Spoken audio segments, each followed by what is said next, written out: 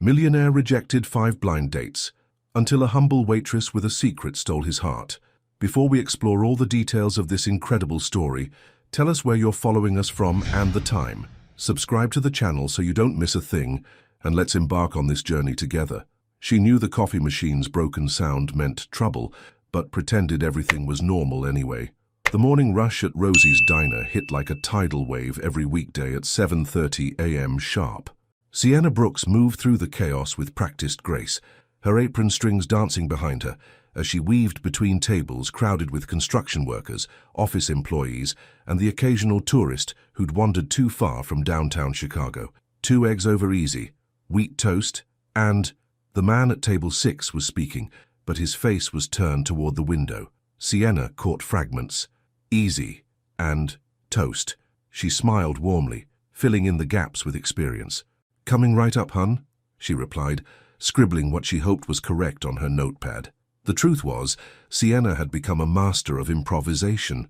When you could only hear half the world, you learned to read the other half in body language, facial expressions, and the rhythm of people's movements. She'd been doing it for so long that most customers never suspected a thing. Behind the counter, Rosie Martinez, a 60-something woman with silver hair and knowing eyes, watched Sienna work with quiet admiration.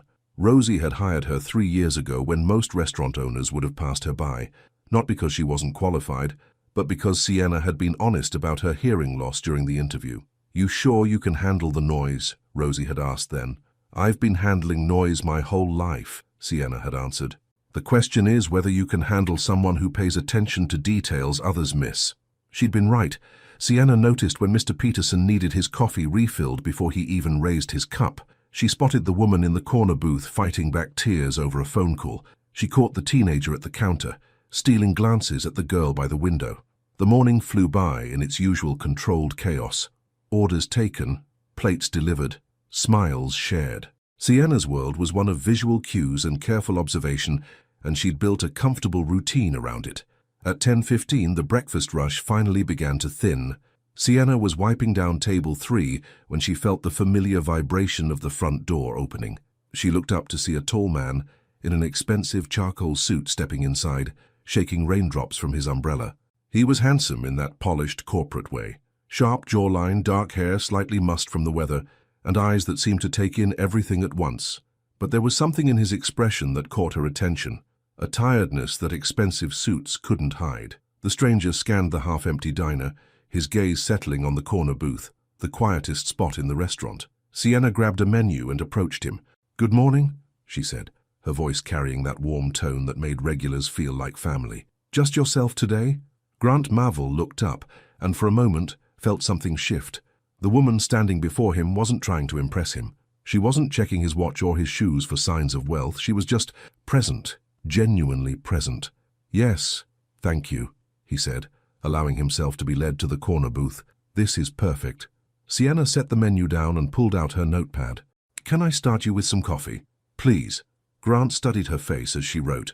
There was something captivating about the way she focused completely on the task at hand. "You must get pretty busy here in the mornings." "Oh, you have no idea," Sienna laughed, unconsciously positioning herself so she could see his face clearly.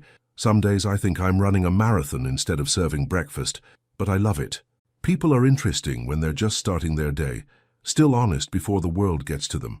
Grant found himself smiling, a real smile, not the practiced one he used in boardrooms.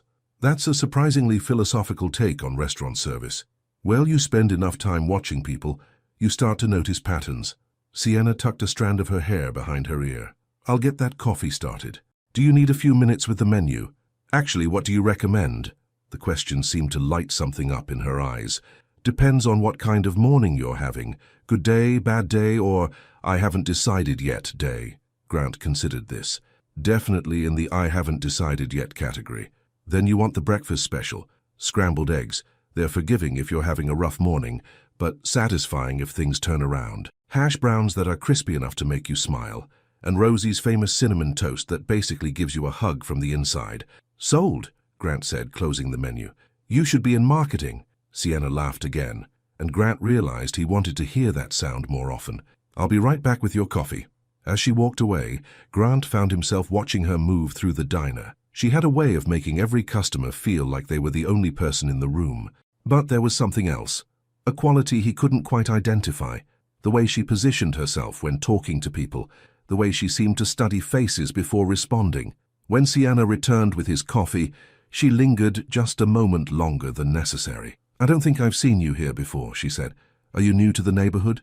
"No, I work downtown. Just needed a change of scenery this morning." "Well, you picked a good day for it. Rosie made her famous apple cinnamon muffins, and the rain makes everything feel cozier." Grant looked around the diner, really looked. The mismatched chairs, the vintage photographs on the walls, the way the morning light filtered through rain-streaked windows. When was the last time he'd noticed details like that? "You're right," he said. "It does feel cozy." Their eyes met for a moment, and something unspoken passed between them. Not quite recognition, but a sense of possibility. "I should get your order started," Sienna said, though she didn't move immediately. "Of course, thank you. I'm sorry, I didn't catch your name." "Sienna. And you are?" "Grant." "Well, Grant, welcome to Rosie's. I have a feeling this is going to be a good day after all." As she headed back to the kitchen, Grant found himself studying the way she moved, the way she seemed to absorb everything around her. He'd eaten at countless high-end restaurants, been served by waiters who knew his name and his usual order, but something about this felt different. When his food arrived, it was exactly as she'd described, comforting, satisfying, and somehow optimistic. As he ate, he watched Sienna work, noticed how she made every customer feel special, how she seemed to anticipate needs before they were expressed. And he noticed something else. When customers spoke to her with their backs turned, she would gently move to face them. When the elderly man at table 2 mumbled his order, she leaned in slightly, watching his mouth as much as listening to his words. Grant finished his breakfast slowly, reluctant to leave. As he prepared to pay, Sienna appeared at his table with a warm smile. "How was everything?" "Perfect," Grant said, meaning it. "You were right about the breakfast special." "I'm glad." She set the check down beside him. "I hope you'll come back." "I think I will," Grant replied, leaving a generous tip. "Thank you, Sienna, for making my undecided morning into something better." As he walked to the door, Grant turned back for one last look. Sienna was already attending to another customer, that same genuine presence lighting up her face. Outside, the rain had stopped, and somehow the world looked different. Grant stood on the sidewalk for a moment, umbrella in hand, wondering when he'd last felt so grounded. Back inside, Sienna cleared his table, finding herself hoping he'd meant what he said about coming back. There had been something in his eyes, a depth that matched her own hidden complexities. She folded the generous tip into her apron pocket and smiled, and for the first time in months, she found herself looking forward to tomorrow's breakfast rush. Would you have noticed the signs that Sienna was different? Sometimes the most beautiful connections happen when we're not looking for perfection, but for authenticity. 3 days later, he walked through that door again, and Sienna's heart did something she wasn't expecting. Thursday morning arrived with the same familiar chaos, but Sienna found herself glancing toward the front door more often than usual. She told herself it was just habit, checking for the morning rush patterns, but deep down, she knew she was looking for a particular charcoal suit. At 10:20, 5 minutes later than before, Grant Mavell stepped through the door again. This time he didn't hesitate or scan the room. He walked directly to the same corner booth, as if he'd already decided it was his spot. Sienna felt a flutter of something she hadn't experienced in months. Anticipation, maybe, or just the simple pleasure of seeing a familiar face that had shown her genuine kindness. "Well, look who's back," she said, approaching with a coffee pot already in hand. "How was your undecided day?" Grant looked up from removing his jacket, and his face lit up with that same genuine smile. "It turned out pretty well, actually. Good enough to make me curious about what today might bring." "Adventurous," Sienna said, pouring his coffee without being asked. "I like that. So what'll it be today? Another breakfast special, or are you feeling brave enough to explore the menu? What do you recommend for someone who's trying to break out of old patterns?" Sienna paused, studying his face. There was something deeper in that question, something beyond breakfast choices. "Well, if you're looking to shake things up, try the Denver omelette. It's got a little kick to it, but it's still familiar enough that you won't regret the risk." "Sounds perfect." As she wrote down his order, Grant noticed again how she positioned herself to face him directly. Yesterday, he'd attributed it to good customer service. Today, he was beginning to see it as something more intentional. "Can I ask you something?" he said, as she prepared to head to the kitchen. "Shoot." You're very present when you talk to people, more than most. Is that something you learned or just natural? Sienna felt her pulse quicken. The question was innocent enough, but it touched the edge of her carefully guarded secret. I guess I just think people deserve to be really heard, she said carefully. Most of the time, we're all just waiting for our turn to talk instead of actually listening. That's true, Grant said, impressed by her insight. I spend most of my day in meetings where people are more interested in being right than being understood. What kind of work do you do? Real estate development. Mostly commercial properties. Grant didn't mention that he owned half the office buildings visible from the diner's windows. Something about this place, about her, made him want to be just Grant, not Grant Marvell, CEO. That sounds challenging. Building things that last, making sure they fit into communities properly. Grant blinked. Most people either glazed over when he mentioned his work or immediately started pitching him investment ideas. You're the first person who's ever focused on the community aspect. Well, buildings don't exist in isolation, do they? They become part of people's daily lives. Like this place. Rosie's has been here for 30 years. It's not just a diner, it's where Mr. Peterson reads his morning paper, where the night shift nurses from the hospital grab coffee before heading home, where... She paused, realizing she was rambling. Sorry, I get carried away sometimes. Don't apologize. It's refreshing to meet someone who sees the bigger picture. Their conversation was interrupted by Rosie's voice from the kitchen. Sienna, honey, table 7 needs their check. Coming, Sienna called back, then turned to Grant. I'll get your omelette started, don't go anywhere. As she moved away, Grant found himself watching her interact with other customers. With the elderly man at table 2, she made sure to stand where he could see her clearly. With the young mother struggling to order while her toddler fussed, she crouched down to the child's level and made funny faces until he giggled. When she returned with his omelette, Grant was ready with another question. How long have you worked here? About 3 years. Rosie gave me a chance when...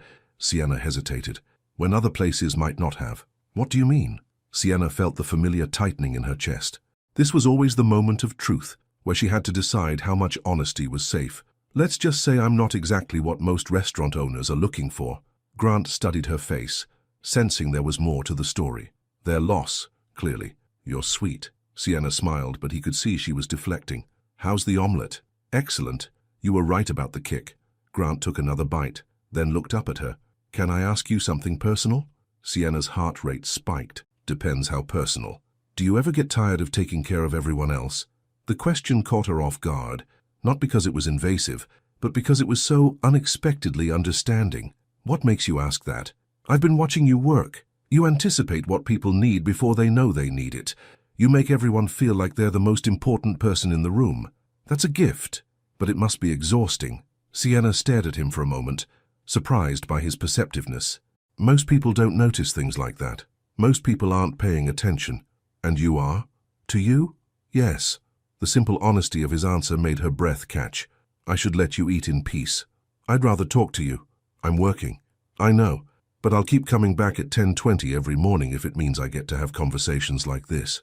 Sienna felt something shift inside her chest. That's quite a commitment for someone who doesn't usually break out of old patterns. Maybe you're worth breaking patterns for. Before she could respond, the lunch crowd began filtering in, and the diner's energy shifted from leisurely morning coffee to busy afternoon service. Sienna glanced around at the filling tables. I really do have to... Go, Grant said gently. I'll be here tomorrow. Promise? Promise. As Sienna hurried to attend to other customers, Grant finished his omelette slowly, savoring both the food and the memory of their conversation. He'd meant what he said about coming back. For the first time in years, he had something to look forward to beyond spreadsheets and board meetings. When he left, he caught Sienna's eye across the busy diner. She was taking an order from a businessman who was talking rapidly while texting, completely oblivious to her presence. But she looked up at just the right moment, and Grant gave her a small wave. She smiled and mouthed, "See you tomorrow." That evening, as Grant sat in his downtown penthouse overlooking the city, he found himself thinking about the way Sienna had positioned herself during their conversation, the way she'd focused so intently on his face, the way she'd said people deserved to be really heard, and for the first time, he wondered if there was more to Sienna Brooks than met the eye. Something told him that tomorrow's conversation would reveal another piece of the puzzle, and he couldn't wait to discover what it might be. The morning he asked her name twice, Sienna realized her carefully built world was about to crumble. Friday arrived with an unexpected problem. The ancient coffee machine at Rosie's had finally given up, leaving behind only the backup espresso maker that hissed and gurgled like an angry dragon.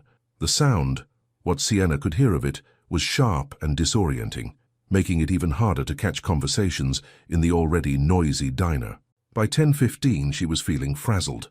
The morning rush had been particularly demanding, with several customers speaking too quickly or with their backs turned. She'd had to ask for clarification more times than usual, and she could feel her carefully maintained composure beginning to slip. When Grant walked through the door at exactly 10:20, she felt a mixture of relief and anxiety. Relief because seeing him had become the bright spot of her morning. Anxiety because she was already off her game, and he was the one person she most wanted to impress. "Good morning," she said, approaching his usual table with what she hoped was her normal warm smile. "Morning, Sienna," Grant replied, settling into the corner booth. "You look a little stressed." "Rough morning."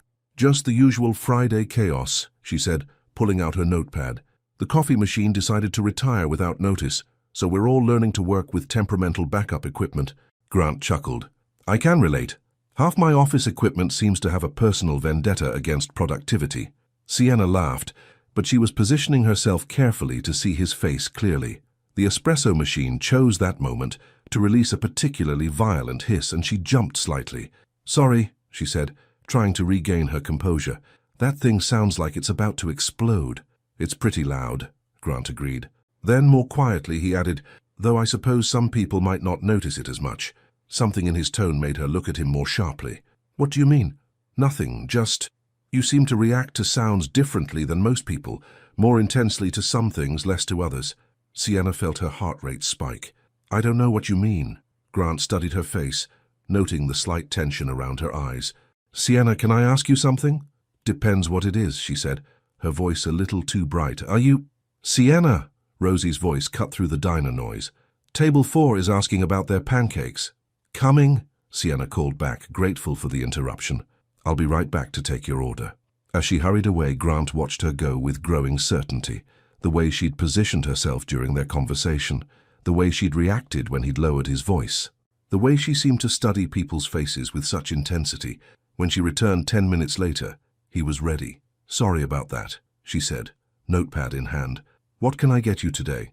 "Actually, before we order, I wanted to ask you something." Sienna's grip tightened on her pen. "Okay." Grant leaned forward slightly.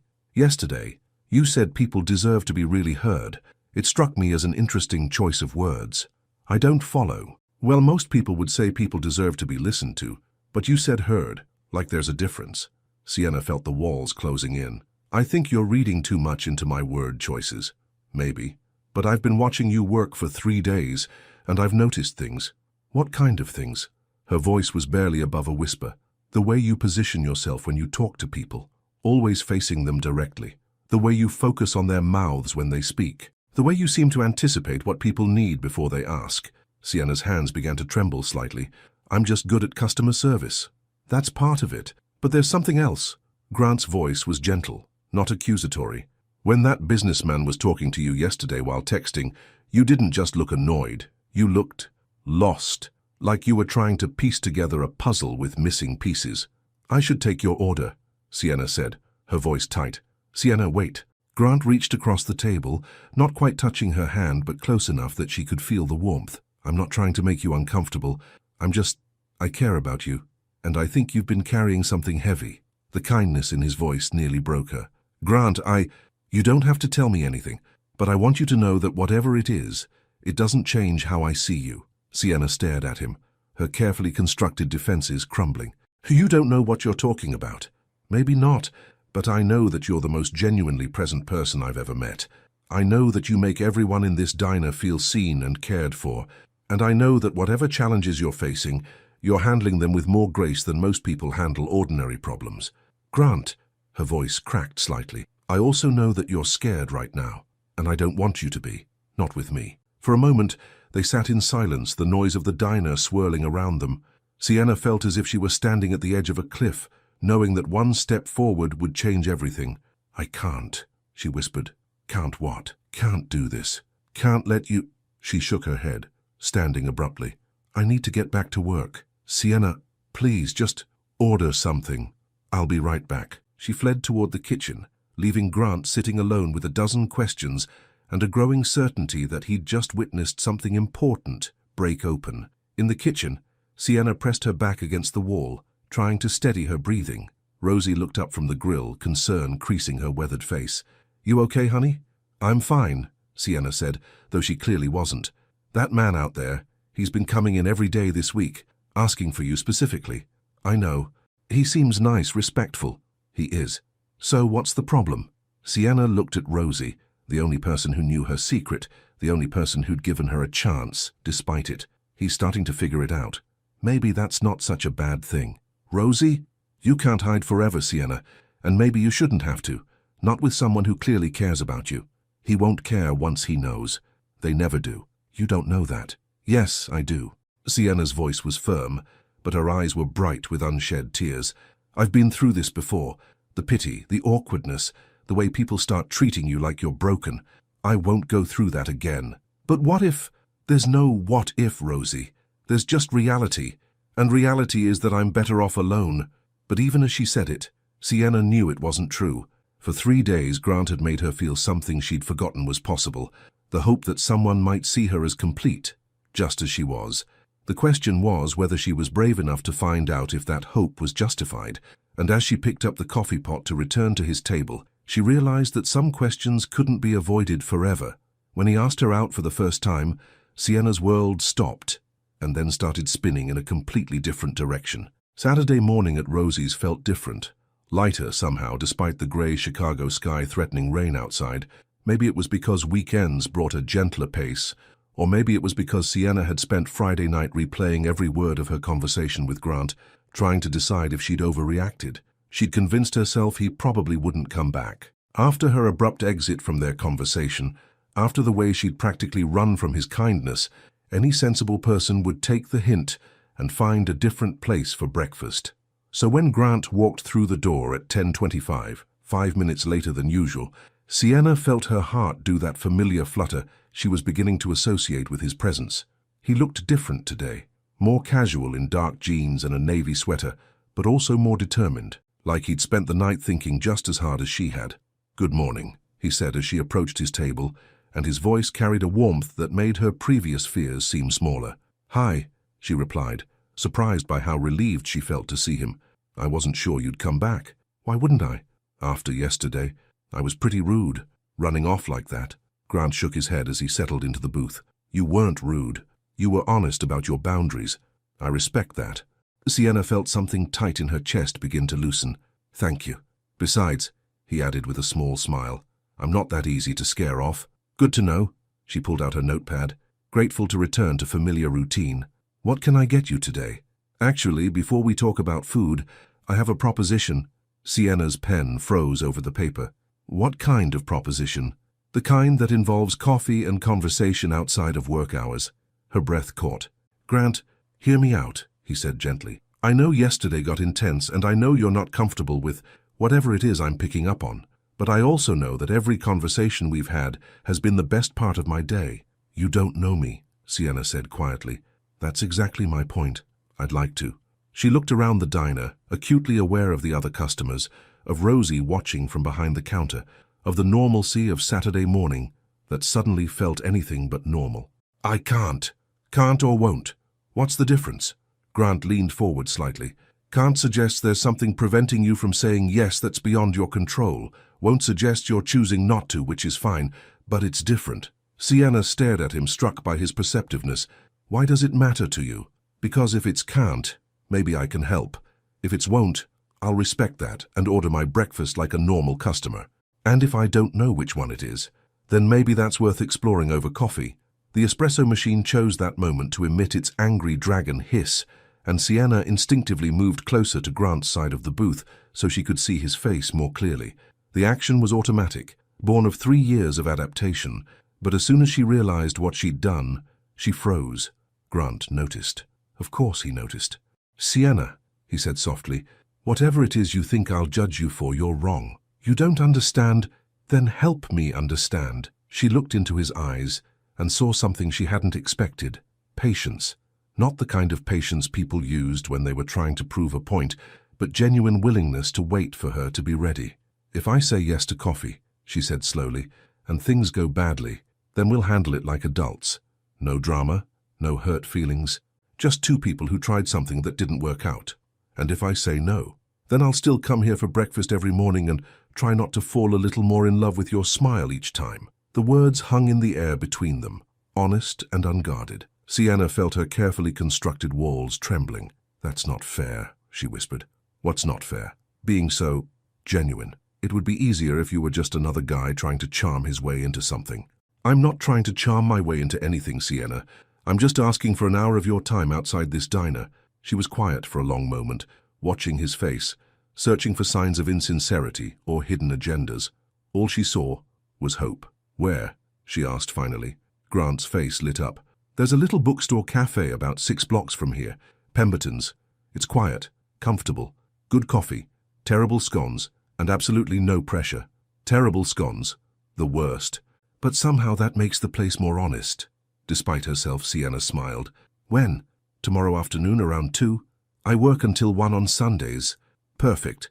That gives you time to change your mind if you want to." "What if I do change my mind?" "Then you don't show up and I'll understand." Sienna studied his face one more time, looking for any sign that this was a mistake. Instead, she found herself remembering Rosie's words from the day before. "Maybe you shouldn't have to hide forever." "Okay," she said quietly. "Okay. Okay, I'll meet you for coffee. But Grant," she paused, needing him to understand, "I'm not like other women you've probably dated." "Good," he said simply. "I'm tired of other women." The honesty of his response took her breath away. "I should take your order now." "Right, food." Grant picked up the menu, though he'd already memorized it. "What do you recommend for someone who just convinced the most interesting woman in Chicago to have coffee with him?" "Something that won't go to your head," Sienna said, but she was smiling. Too late for that. As she wrote down his order, blueberry pancakes and bacon, Sienna felt a mixture of terror and anticipation, unlike anything she'd experienced in years. Tomorrow, she would sit across from Grant in a quiet cafe with no customers to serve, no routine to hide behind, no distractions from the growing connection between them. Tomorrow, she would have to decide how much of herself she was willing to reveal, and for the first time in her life she found herself hoping that someone would see her completely and stay. The moment he said, "You read lips, don't you?" Sienna knew there was no going back. Sunday afternoon found Sienna standing outside Pemberton's Books and Coffee, her heart hammering against her ribs like a trapped bird. She'd changed clothes 3 times, settling finally on a soft blue sweater and dark jeans that made her feel confident but not overdressed. She'd arrived 10 minutes early, then spent those minutes walking around the block, gathering courage. Through the large front windows, she could see Grant already seated at a corner table, 2 coffee cups waiting. He looked relaxed, reading what appeared to be a worn paperback, completely unaware of the internal battle she was fighting on the sidewalk. "You can still leave," whispered the voice that had kept her safe for years. "Walk away now, before this gets complicated." But another voice, newer and braver, whispered back, "What if this is your chance to stop hiding?" Taking a deep breath, Sienna pushed through the door. The cafe was everything Grant had promised, warm, quiet, filled with the comfortable presence of people lost in books.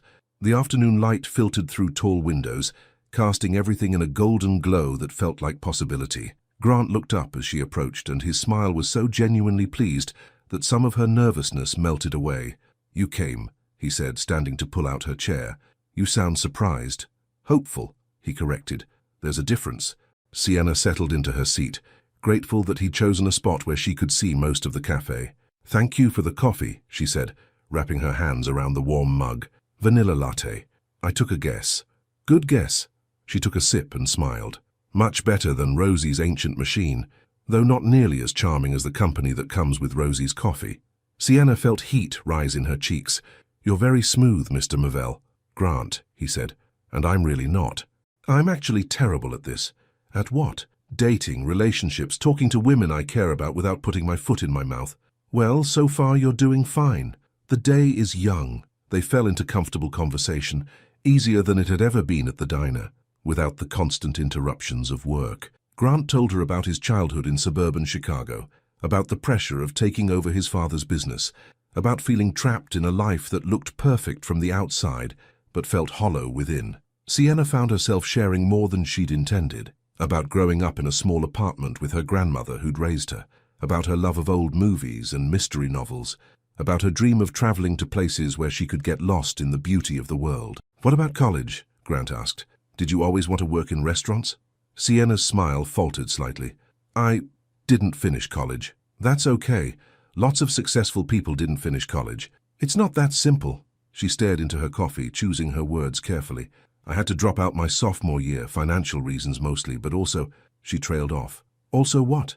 "It got complicated." Grant sensed the wall going back up and decided to try a different approach. "Can I tell you something?" "Sure. I've been coming to Rosie's for a week now and I've watched you work. You're remarkable at what you do. I serve food and pour coffee. It's not exactly rocket science." "No, it's more than that. You have this ability to connect with people, to make them feel seen. That businessman who was texting while talking to you, you somehow got his attention without making him feel guilty.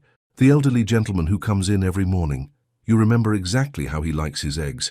That young mother with the fussy toddler, you turned a stressful morning into something manageable." Sienna looked up at him, surprised by his observations. "But here's what really struck me," Grant continued. "You do all of this while being incredibly attentive to things most people miss. Body language, facial expressions, the way people position themselves when they speak. I'm just observant." "Yes, but there's a reason for it, isn't there?" Sienna's pulse quickened. "What do you mean?" Grant leaned forward slightly, his voice gentle. "Sienna, I need to ask you something, and I want you to know that however you answer, it doesn't change anything about how I feel." "Grant, you read lips, don't you?" The question hung in the air between them, like a bridge neither could uncross.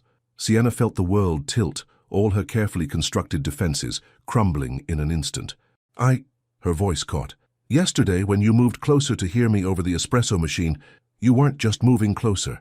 You were positioning yourself to see my mouth clearly. And just now, when that group at the next table started talking loudly, you turned slightly so you could still see my face." Sienna's hands began to tremble around her coffee mug. "Please don't." "Don't what?" "Don't make me have this conversation." Grant reached across the table, covering her trembling hands with his. "Sienna, look at me." Reluctantly, she met his eyes. "How much can you hear?" he asked softly. The gentleness in his voice broke something open inside her. "Not much," she whispered. "Almost nothing in my left ear. Maybe 30% in my right on a good day." "How long?" "Since I was born. Progressive loss. It's gotten worse over the years." Grant squeezed her hands gently. "Why didn't you tell me?" "Because—" Sienna's voice cracked. "Because this is the part where everything changes, where you start talking slower and louder, where you start treating me like I'm broken, where you realize that dating someone like me is more trouble than it's worth." "Sienna, I've been through this before, Grant. The pity, the awkwardness, the way people start editing themselves around you. I won't do it again." "Is that what you think is happening here?" "Isn't it?" Grant was quiet for a moment, processing everything she told him. Then he did something that surprised her completely. He smiled. "You know what my first thought was when I figured it out?" "What?" "That it explained why you're so present with people, why you pay attention in a way that feels almost magical. You've learned to hear with your eyes, to understand with your heart." Sienna stared at him, waiting for the other shoe to drop. "My second thought," Grant continued, "was that I'd never met anyone braver." "Brave? You navigate a hearing world with grace and kindness. You make everyone around you feel valued and understood. You do work that requires constant communication, and you do it beautifully. If that's not brave, I don't know what is." Tears gathered in Sienna's eyes. "You're not disappointed?" "Disappointed?" Grant's voice was incredulous. "Sienna, I'm in awe of you." And as she looked into his eyes, seeing only admiration where she'd expected pity, Sienna realized that maybe, just maybe, she'd been wrong about having to face the world alone. Have you ever been afraid to show someone your vulnerabilities? Sometimes the moment we stop hiding is the moment we start truly living. When he asked about her abandoned dreams, Sienna realized she'd been living in black and white until he showed her color was possible. The relief of finally being seen, truly seen, left Sienna feeling simultaneously drained and energized. For the first time in years, she sat across from someone who knew her secret and hadn't fled. Grant's eyes held no pity, no awkward sympathy, just genuine interest in understanding her world better. "Can I ask you something?" Grant said, refilling her coffee from the carafe on their table. "After what just happened, I think you've earned the right to ask me anything. What did you study in college before you had to leave?" Sienna's face lit up in a way Grant hadn't seen before. "Speech pathology and audiology." I wanted to work with children who had hearing loss. That's beautiful. What drew you to it? When I was 8, I met an audiologist who changed my life, Dr. Novalee Washington. She was this incredible woman who made me feel like my hearing loss wasn't a limitation. It was just a different way of experiencing the world. She taught me to read lips, helped me develop coping strategies, and most importantly, she made me believe I could do anything. Grant watched her face transform as she spoke, seeing a passion he'd only glimpsed before. She sounds amazing. She was. She told me that people with hearing loss often develop enhanced abilities in other areas, better visual processing, stronger emotional intelligence, heightened awareness of body language and facial expressions. She made me feel like I had superpowers instead of a disability. Because you do. Sienna looked at him with surprise. What do you mean? I've been watching you work, remember? You pick up on things other people miss completely. That young mother whose toddler was having a meltdown last week. You knew he was getting overwhelmed before she did, just by watching his body language. The businessman who was stressed about a presentation. You somehow sensed that and made his morning a little easier. I just pay attention. Exactly. In a world where most people are distracted, you're fully present. That's not just a skill, Sienna. It's a gift. She was quiet for a moment, processing his words. Dr. Washington used to say something similar, that my hearing loss might actually make me a better audiologist because I'd understand my patients' experiences from the inside. She was right, so what happened? Why did you have to leave school? Sienna's expression dimmed. My grandmother got sick. Cancer. I had to choose between continuing school and taking care of her. It wasn't really a choice. How long did you care for her? 2 years. She passed away my junior year. By then I'd been out of school too long, lost my financial aid, couldn't afford to go back. Sienna shrugged, but Grant could see the old hurt in her eyes. Life happened, but the dream didn't die. What do you mean? The way your face lit up when you talked about Dr. Washington, about wanting to help children, that's not something that just goes away. Sienna looked down at her hands. Dreams are a luxury I can't afford. I have bills to pay, a life to maintain. I can't just drop everything and go back to school. What if you could? Grant, no, seriously. What if money wasn't an issue? What if you had support, resources, time? Would you want to go back? Of course I would, but then why can't you? Sienna stared at him. Because I'm 29 years old. Because I've been out of school for almost 10 years. Because I work full-time just to survive. Because I can't afford tuition or books or the luxury of not working while I study. All of those are obstacles, not impossibilities. You make it sound so simple. I'm not saying it would be simple. I'm saying it might be possible. Why do you care so much about this? Grant was quiet for a moment, considering his answer. Because I've spent the last 10 years of my life doing work that pays well, but doesn't feed my soul. I've achieved everything I was supposed to want, and I'm miserable. But when you talk about audiology, about helping children, your whole being lights up. You have something I've been searching for my entire adult life. What's that? Purpose, passion. A reason to get up in the morning that goes beyond just paying bills. Sienna felt tears gathering in her eyes. Even if I wanted to, the prerequisites alone would take 2 years. Then there's the graduate program, the clinical rotations. I'd be 35 before I could even start practicing. And how old will you be in 6 years if you don't pursue it? The question hit her like a physical blow. That's not fair. Life's not fair, Sienna. But that doesn't mean we can't make it better. They sat in silence for a moment, the weight of possibility settling between them like a challenge. There's something else, Sienna said quietly. What? Even if I could go back to school, even if I could afford it, there's no guarantee I'd be successful. My hearing is getting worse. What if I can't handle the demands of graduate school? What if I'm not smart enough anymore? What if I've waited too long? Grant reached across the table and took her hands. What if you're exactly smart enough? What if your experience, your maturity, your understanding of hearing loss makes you better suited for this work now than you would have been at 22? You don't understand? You're right. I don't understand what it's like to navigate the world with hearing loss. But I do understand fear. I understand the voice that tells you you're not good enough, not young enough, not whatever enough. And I know that voice is almost always lying. Sienna looked into his eyes and saw something she hadn't expected. Absolute faith in her abilities. Why are you doing this? She whispered. Because someone believed in me once when I didn't believe in myself. Because I think Dr. Washington was right about you. And because... He paused, gathering courage. Because I'm falling in love with you, and I want to see you become everything you're meant to be.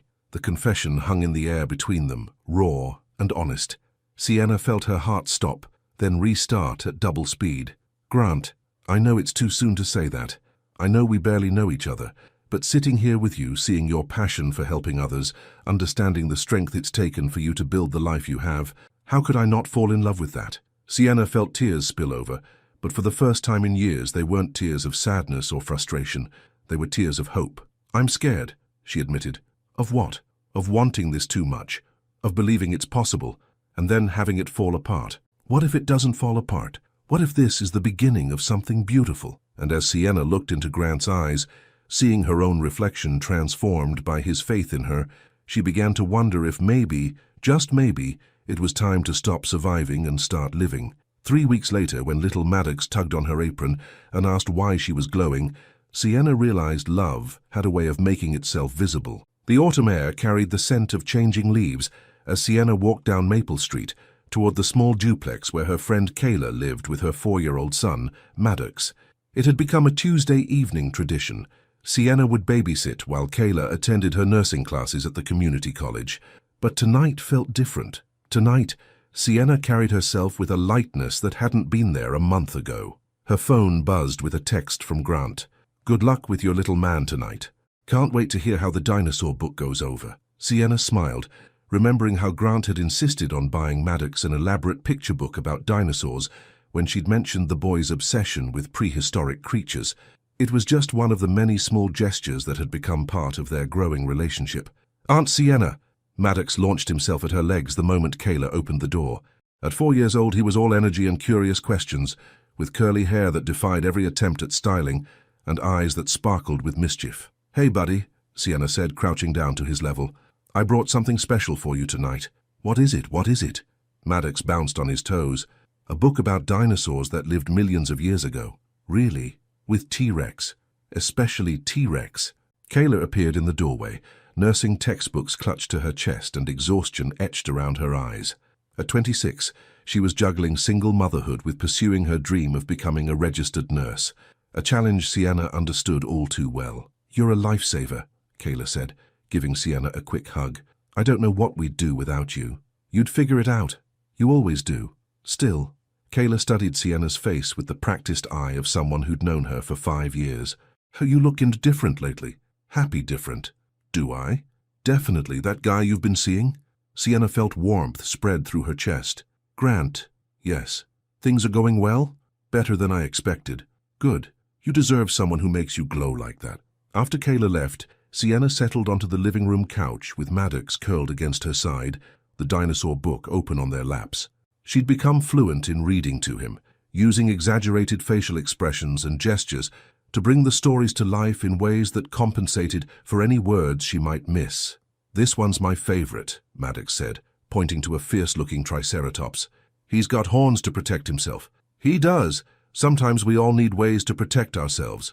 "Do you have horns, Aunt Sienna?" Sienna laughed. "Not the kind you can see." "What kind, then?" How could she explain to a 4-year-old about the walls she'd built, the careful distances she'd maintained, the elaborate systems she'd developed to navigate a world that wasn't designed for her? "I guess I've learned to be very good at watching and listening," she said finally. "Like a spy." Exactly like a spy. They read 3 dinosaur stories before Maddox's bedtime, but as Sienna was tucking him in, he grabbed her hand with the sudden seriousness that only children could manage. "Aunt Sienna?" "What, sweetie? Are you going to marry the bookman?" "The bookman? The one who gave me the dinosaur book. Mama says he makes you smile a lot." Sienna felt her cheeks warm. "It's complicated, buddy." "Why?" "Well," Sienna paused, trying to find words a 4-year-old would understand. "Sometimes grown-ups worry about things." "What kind of things?" "Like whether they're good enough for someone, or whether someone will still like them if they know all their secrets." Maddox considered this with the gravity of a philosopher. "But secrets are dumb." "Why do you think that?" "Because then people can't know if they like the real you, and the real you is the best you." The simple wisdom of it hit Sienna like a gentle slap. "Where did you learn to be so smart?" "Mama says I got it from you. She says you're the smartest person she knows, but sometimes you forget." Sienna felt tears prick her eyes. "Your mama is pretty smart, too. Will you tell me more dinosaur stories tomorrow? If you promise to go to sleep now." "Promise." Sienna kissed his forehead and turned on his nightlight, a small dinosaur that projected stars on the ceiling. As she headed downstairs, her phone buzzed with another text from Grant. How did the dinosaur book go over? She typed back, big hit. He wants to marry us both so he can have more dinosaur books. Smart kid. Mind if I call? I miss your voice. Sienna's heart did that familiar flutter. Over the past 3 weeks, Grant had learned to adjust his speaking style naturally, facing her when he talked, speaking clearly without exaggerating, using good lighting when they were together. But more than that, he'd learned to communicate with her in ways that went beyond words. A gentle touch on her shoulder to get her attention. Expressive eyes that conveyed as much as his voice, a way of being present that made her feel completely heard. I'd like that, she texted back. When her phone rang, she settled into Kayla's comfortable chair and answered with a smile in her voice. Hi. Hi yourself. How's my favorite babysitter? Exhausted. Maddox has the energy of 3 normal children and the curiosity of 10. Did he like the book? He loved it. He's already planning our wedding so he can have more dinosaur books. Grant's laugh was warm through the phone. I like his priorities. Speaking of which, I have something to ask you. What's that? My sister Lily is having a dinner party this Saturday. Nothing fancy, just family and a few friends. She's been asking to meet you. Sienna felt the familiar flutter of anxiety. Grant, I know it's a big step. Meeting the family is always terrifying. But Lily's great and I think you'd really like her. It's not about liking her, it's about... Sienna paused, trying to articulate her fears. About whether they'll accept you. About whether I'll fit in. Your family, your world, it's so different from mine. Sienna, my world was empty before you became part of it.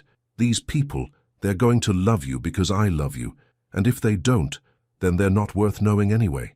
The casual way he said, I love you, made her breath catch. It was the first time he'd said it directly, without qualifiers or explanations. Grant, I know I'm pushing. I know this is all happening fast, but I can't help it. Being with you feels like coming home to a place I didn't know I was looking for. Sienna closed her eyes, feeling the truth of his words resonate in her chest. I love you too, she whispered. Yeah, and it terrifies me. Good terrified or bad terrified. I'm not sure there's a difference anymore. They talked for another hour, about everything and nothing. About Grant's plans to expand his business into affordable housing, about Sienna's growing interest in researching audiology programs, about small things, the coffee shop that made the best hot chocolate, the old movie theater that still showed classics, the way the city looked different when you were happy. After they hung up, Sienna sat in the quiet living room, thinking about Maddox's words.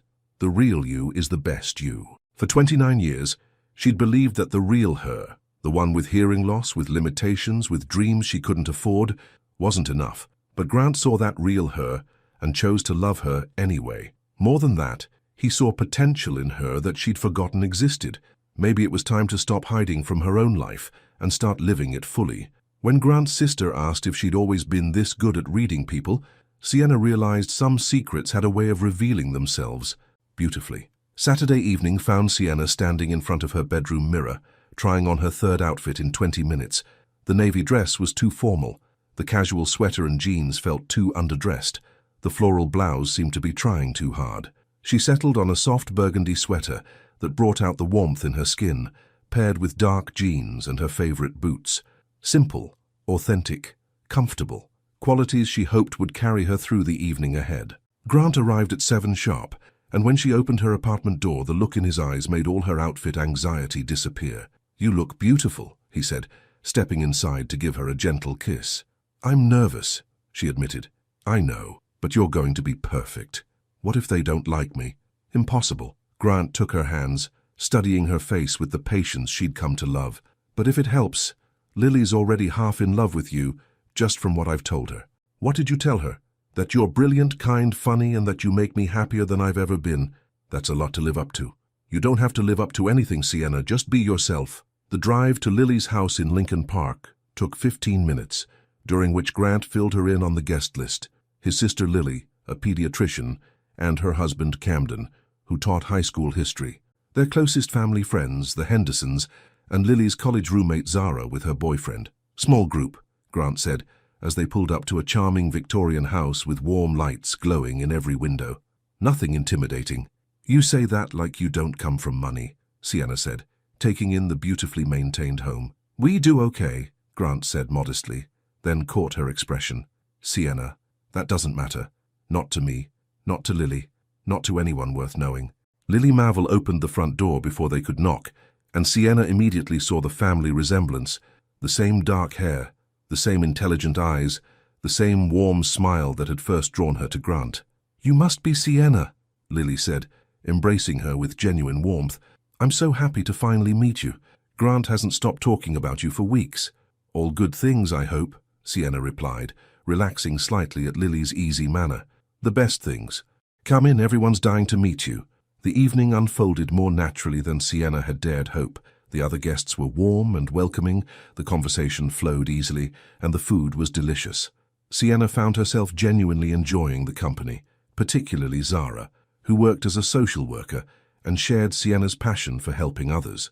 It was during the main course that Camden, Lily's husband, started telling a story about one of his students. "So this kid, Jeremy, he's been struggling all semester," Camden said, his back partially turned towards Sienna as he gestured animatedly. "Couldn't figure out what was going on. Then last week I realized—" Sienna missed the rest of the sentence, but she'd become expert at following context clues. She watched the faces around the table, noted the timing of their reactions, and when Camden paused for laughter, she smiled and nodded appropriately. Grant, sitting beside her, noticed her subtle positioning and the way she was watching Camden's mouth when he faced her direction.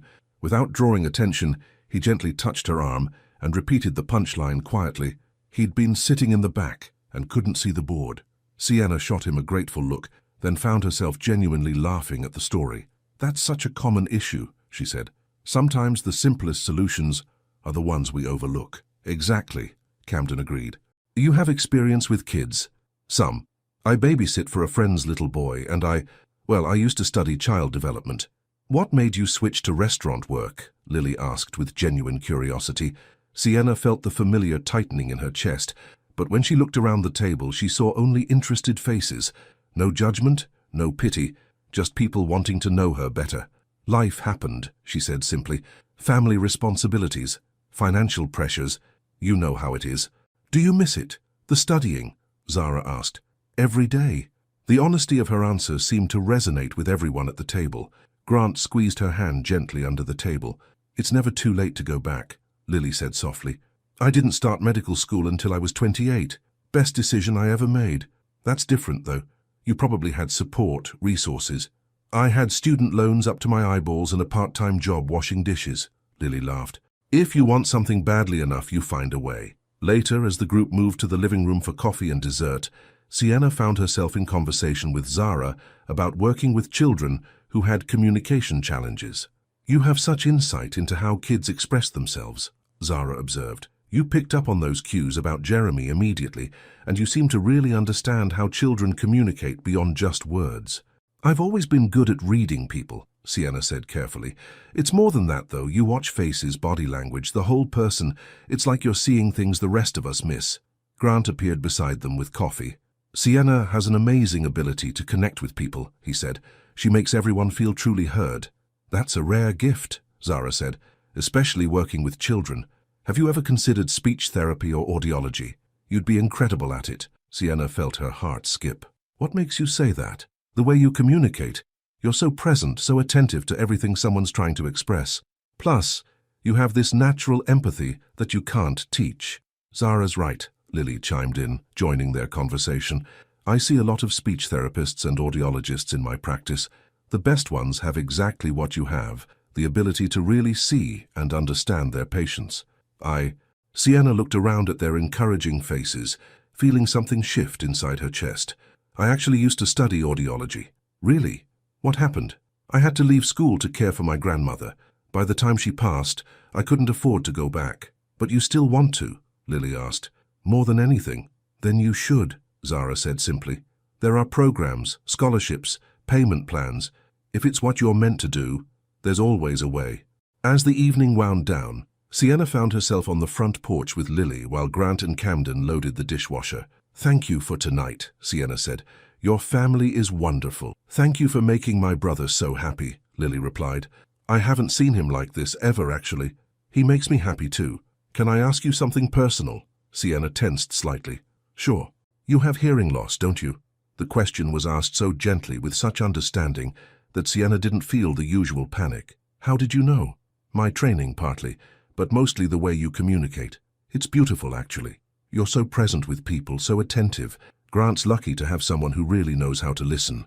You're not concerned about me being with him? Lily looked genuinely confused. Why would I be concerned? Because I'm not exactly what most families would want for their successful son. Sienna, Lily said firmly, you're exactly what Grant needs. Someone real, someone kind, someone who sees him for who he truly is. Everything else is just details. As they drove home, Grant reached over and took Sienna's hand. So? Verdict? I love your family. They love you too. Lily pulled me aside and said you're perfect for me. She figured out about my hearing. And she said it was beautiful, the way I communicate. Grant squeezed her hand. She's right.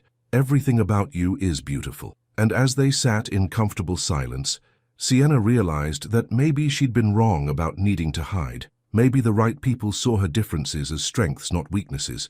The morning Grant handed her the acceptance letter, Sienna discovered that sometimes the most terrifying moment is when your dreams suddenly become possible. 3 months had passed since the dinner at Lily's house, and autumn had settled into Chicago, with its characteristic mix of golden beauty and bitter wind.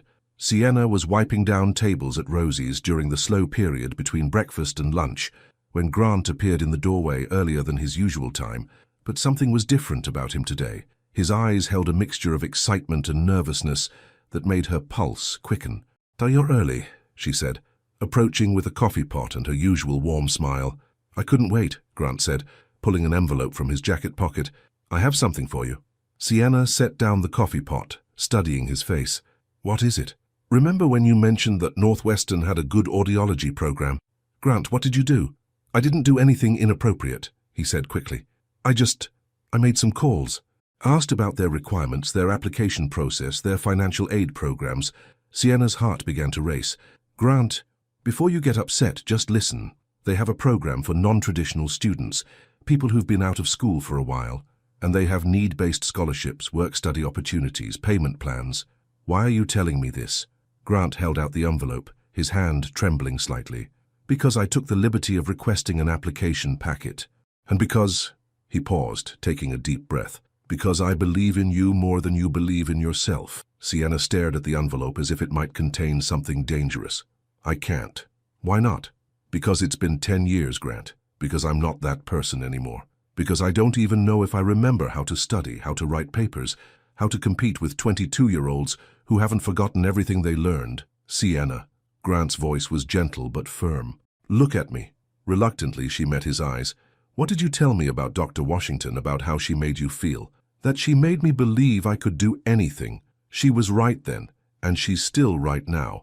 You haven't lost that brilliance, that compassion, that incredible ability to connect with people. If anything, your experiences have made you better suited for this work. But what if I fail? What if you succeed?" The question hung between them like a bridge she was afraid to cross. "Rosie," Grant called to the woman behind the counter. "Could Sienna take a short break?" Rosie, who had been pretending not to listen to their conversation, waved them toward a quiet booth. "Take all the time you need, honey."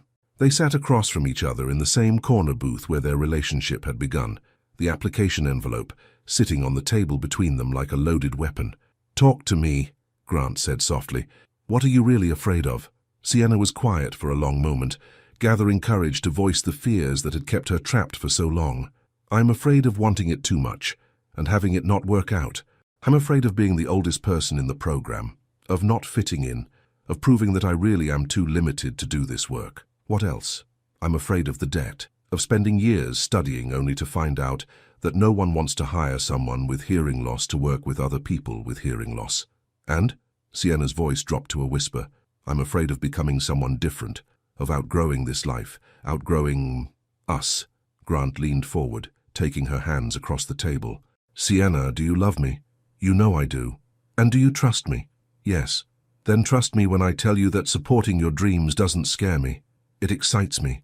The thought of watching you become everything you're meant to be, that's not something I want to stop, it's something I want to be part of." "But what if I told you that last week I contacted 3 different audiologists in Chicago just to ask about the profession?" Sienna's eyes widened. "You did what?" "Dr. Martinez at Children's Hospital, Dr. Thompson at the University Clinic, and Dr. Chen at the hearing center downtown. I told them about you, your background, your insights, your natural ability to connect with people. Grant, you can't just... Every single one of them said the same thing, that the field desperately needs people with your combination of personal experience and natural empathy. Dr. Martinez specifically said that some of her best colleagues are audiologists who have hearing loss themselves. Sienna felt tears gathering in her eyes. Why would you do that? Because I love you, and because love isn't about keeping someone safe in a small life. It's about helping them become who they're meant to be. I'm scared, she whispered. I know, but look at everything you've already overcome. You've built a life, a career, relationships, all while navigating challenges most people can't even imagine. If you can do that, you can do anything. Sienna picked up the envelope with trembling hands. The application deadline is probably past. January 15th, you have 2 months. 2 months to decide to completely change my life. 2 months to decide to reclaim your life. Sienna opened the envelope and pulled out the thick packet of forms and information.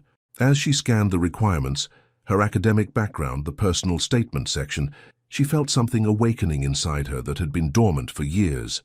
There's a section here about personal challenges and how they've shaped your goals, she said, reading the application. Perfect. You have quite a story to tell. Grant. She looked up at him, seeing the absolute faith in his eyes. What if this changes everything? What if it changes everything for the better? What if I'm not smart enough anymore? What if you're exactly smart enough? What if no one takes me seriously because of my hearing loss? What if your hearing loss is exactly what makes you the audiologist these kids need? For each fear she voiced, he had an answer. Not dismissive, not minimizing, but gently reframing her terror into possibility. I need to think about this, she said finally. Of course. But Sienna? Grant reached across the table and touched her cheek gently.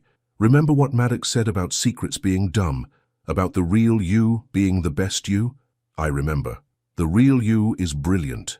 The real you has dreams that matter. The real you deserves to fly. That evening, Sienna sat in her small apartment with the application spread across her kitchen table. She thought about Dr. Washington, about the little girl she'd been who'd believed she could help other children like herself. She thought about Maddox and his innocent wisdom. She thought about Grant's unwavering faith in her abilities.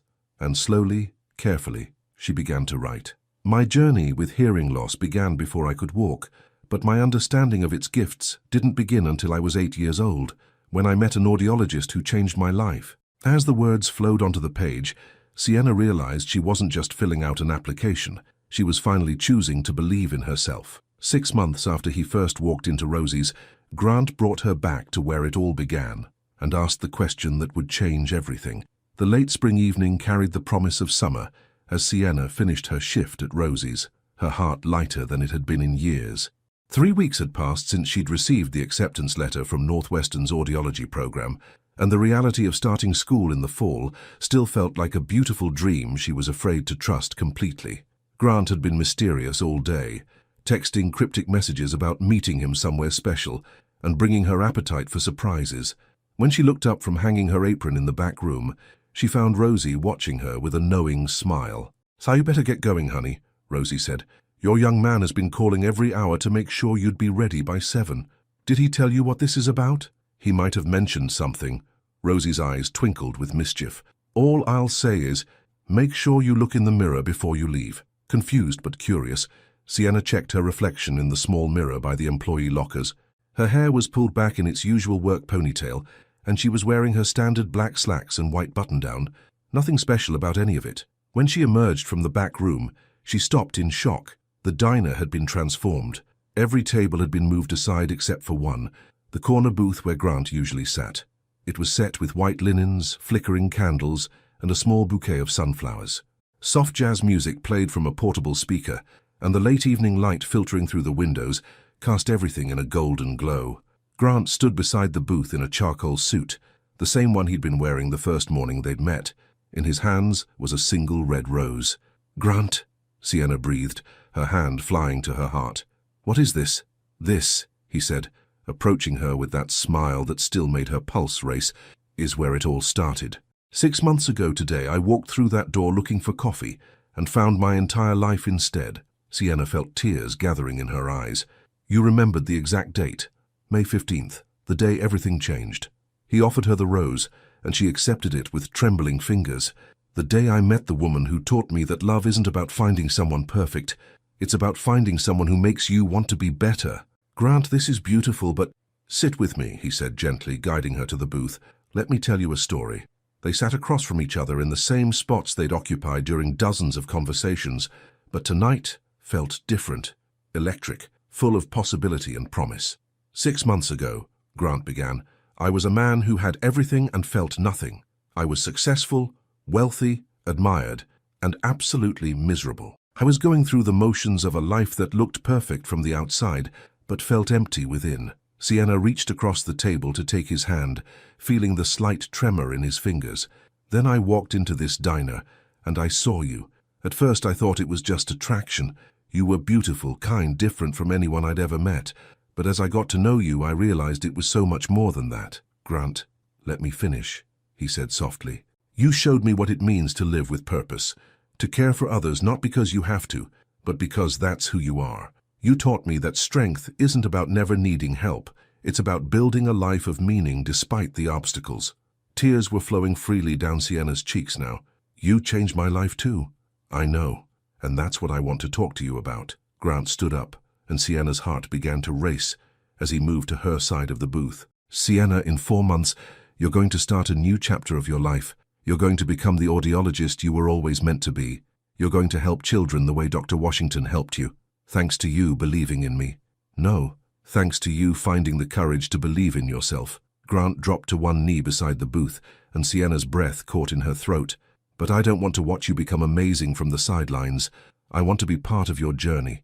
I want to support your dreams, celebrate your successes, and love you through every challenge that comes our way.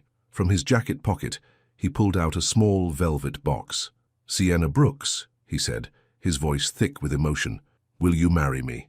The world seemed to stop. The soft jazz music, the flickering candles, the familiar sounds of the city outside. Everything faded except for Grant's face, looking up at her with absolute love and hope. Grant, she whispered, are you sure? I'm about to spend the next few years buried in textbooks. I'll be stressed, exhausted, probably impossible to live with. I'm sure, he said firmly. I want to quiz you for exams, bring you coffee during late-night study sessions, and hold you when the coursework gets overwhelming. I want to be there when you graduate, when you pass your licensing exam, when you help your first patient. What if school changes me? Then I'll fall in love with who you become just like I fell in love with who you are. What if my hearing gets worse? Then we'll face it together. What if... Sienna, Grant interrupted gently. Do you love me? More than I ever thought possible? Do you want to build a life with me? Yes, but then everything else is just details we'll figure out together. He opened the box to reveal a stunning but simple solitaire diamond. I'm not asking you to choose between me and your dreams. I'm asking you to let me be part of both. Sienna looked into his eyes and saw her future reflected there.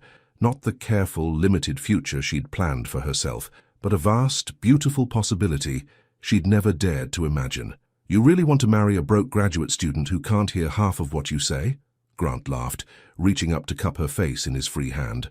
I want to marry the woman who taught me that the most important conversations happen with the heart, the woman who sees people's souls, the woman who's brave enough to chase her dreams at 29, the woman who makes me want to be worthy of her love every single day. Yes, Sienna whispered. Yes, yes, Grant Marvel. I'll marry you. He slipped the ring onto her finger with hands that shook with joy, then stood to pull her into his arms. As they kissed in the candlelit diner where their love story began, Sienna felt something she'd never experienced before, the absolute certainty that she was exactly where she belonged. When they finally broke apart, Grant rested his forehead against hers. I have one more surprise, he said.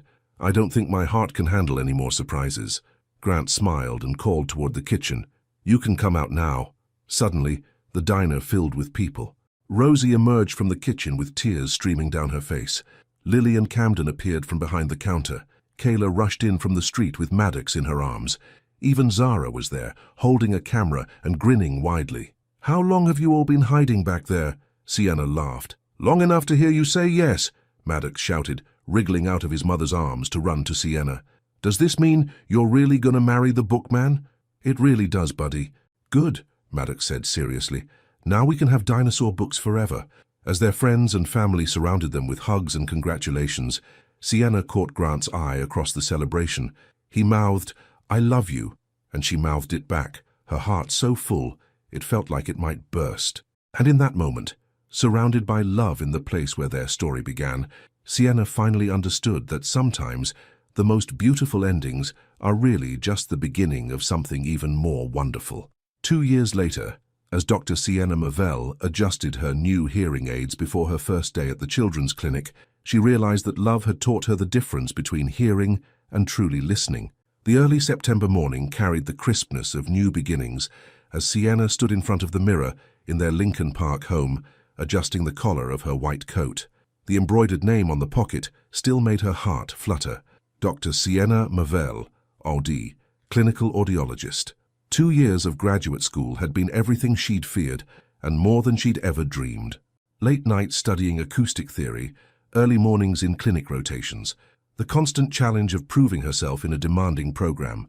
But through it all, Grant had been exactly what he'd promised, her biggest supporter, her study buddy, her anchor, when the waves of doubt threatened to pull her under. "You ready for this?"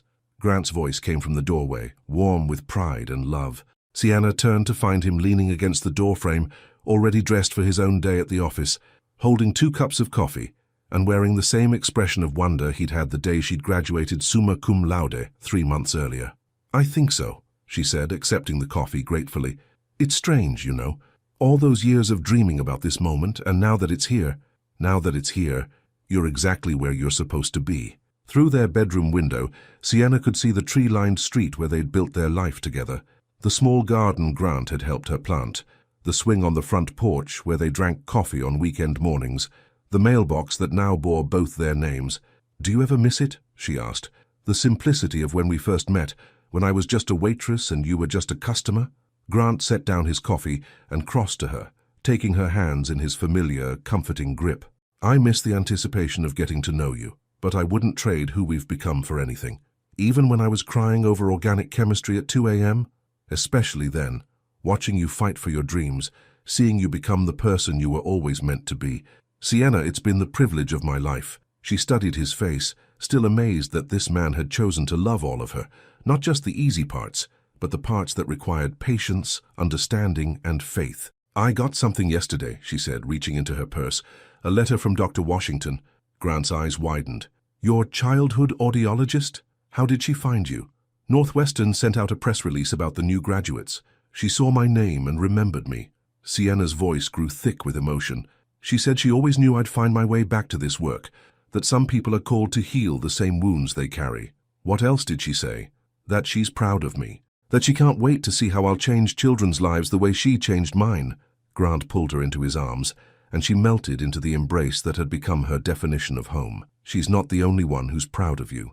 "I love you," she whispered against his chest. "I love you too.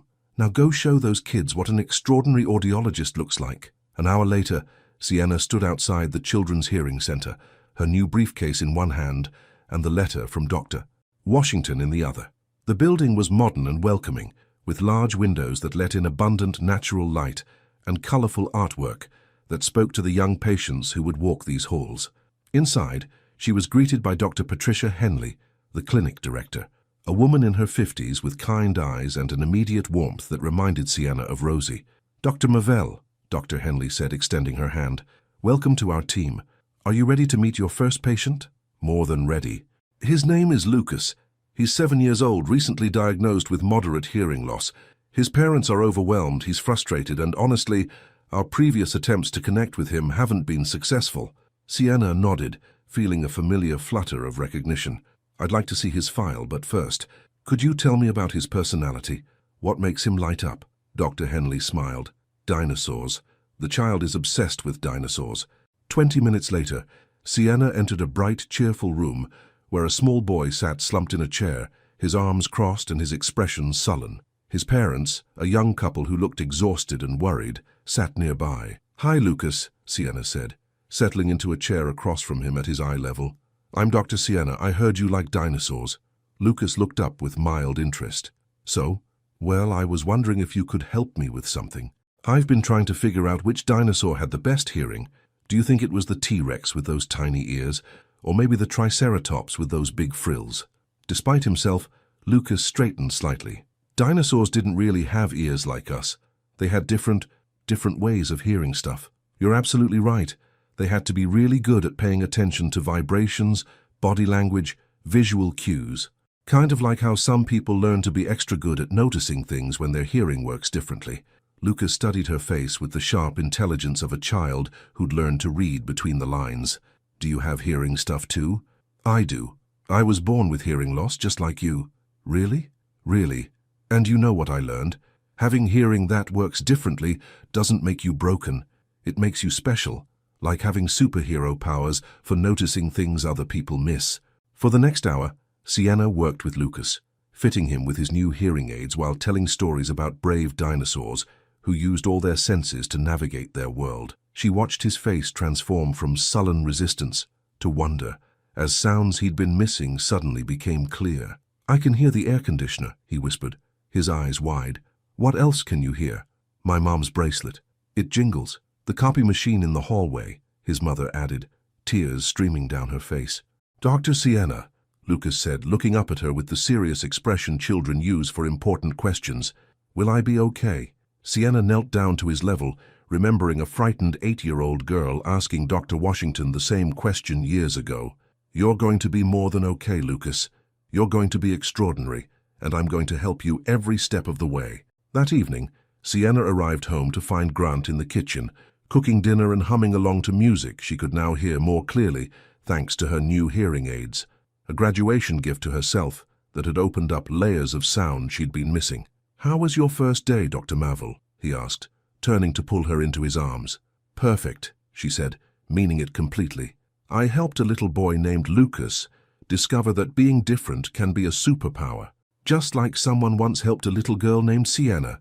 Just like that, as they stood together in their kitchen, surrounded by the gentle sounds of their shared life, the simmering dinner, the soft music, the evening birds outside their window, Sienna marveled at the journey that had brought her here, from a frightened child hiding her differences, to a young woman afraid to dream, to a graduate student fighting for her future, to finally this, a woman who had learned that love, both the love she gave and the love she received, was the most healing force in the world. Grant, she said, looking up at the man who had seen her completely and chosen to love her anyway. Yes, thank you. For what? For teaching me that I was never broken. I was just waiting to become whole. Grant kissed her forehead, her cheeks, her lips, and in that moment, surrounded by the symphony of their life together, Sienna understood that she had found something more precious than perfect hearing. She had found the sound of home. Sometimes the most beautiful stories aren't about fixing what's broken. They're about discovering that we were always complete, just waiting for the right person to help us see it. What did this journey teach you about love, dreams, and the courage to be authentically yourself? Your participation in the channel is very important. Please leave your opinion in the comments. Thank you so much for watching until the end. If you enjoyed this story, don't forget to subscribe to the channel, leave a like and comment your thoughts. Your participation is very important to us. See you next time.